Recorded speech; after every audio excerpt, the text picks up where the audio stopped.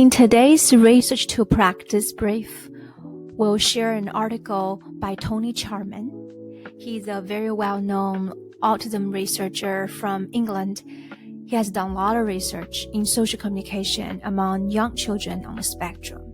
The title is Why is Joint Attention a Pivotal Skill in Autism? This is one of the early papers on joint attention, an important paper that has resulted in a lot of later on research. So there are 5 takeaways that are important for parents. The first one is joint attention, just like imitation, is a key developmental skill. What is joint attention? So joint attention involves a child sharing their focus between a person and an object.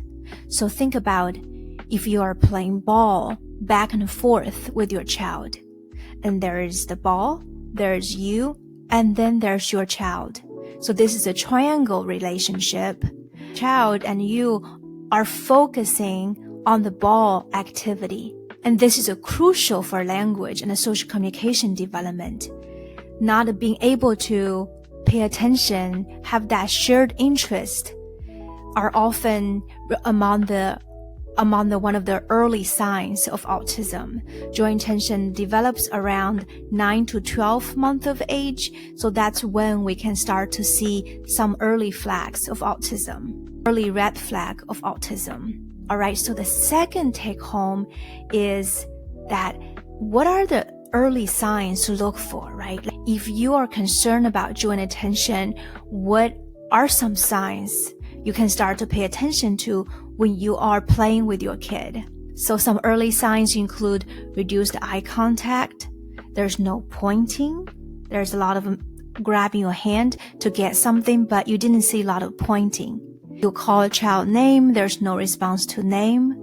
All of these can be early signs that indicate a lack of joint attention. The third one is a finding that has been repeatedly shown in research is children with a better joint attention skill tend to have improved language ability later on and have fewer social communication difficulties as they grow older, as they go to school. And then the fourth takeaway is there are really 2 types of joint attention. One is the kid point at something just to share that experience. There is a balloon in the air, a child point at the balloon, and then he want to get your attention, want you to look at that balloon.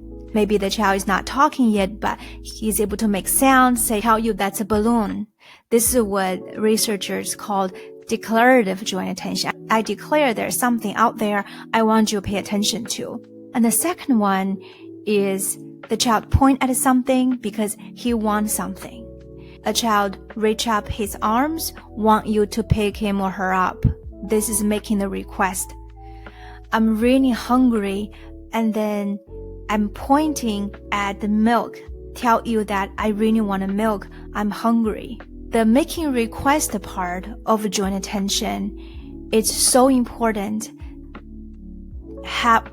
This ability is what we call intentional communication, in the way that the child used the coordination of a point, facial expression, and a gesture to tell you things they want, instead of have meltdown or prompt behavior. The last one is your interaction with your child, and you play a very crucial role.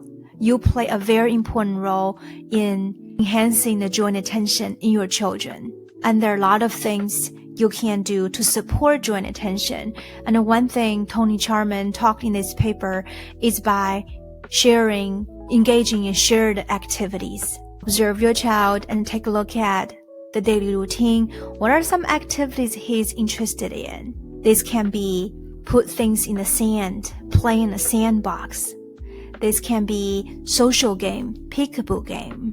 This can be have a mystery bag, and in the bag there are tons of things like animals, vegetables, and you take turns to pull things out of the bag one at a time. This is a potato, this is banana, and then have that taking turn back and forth. And if your child loves animals, like little animal figure, and put that in his pocket. It's like, where did that pig go? Did you put it in your pocket? And creating that shared experience, and follow your child lead and be the one who support your child play instead of asking questions. What color is the train? What color is this toy? Do this. Instead, you follow your child lead and support the play.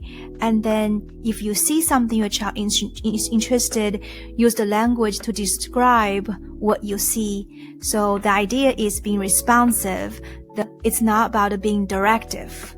So again, that's the 5 takeaway message from this article. Why is joint attention a pivotal skill in autism?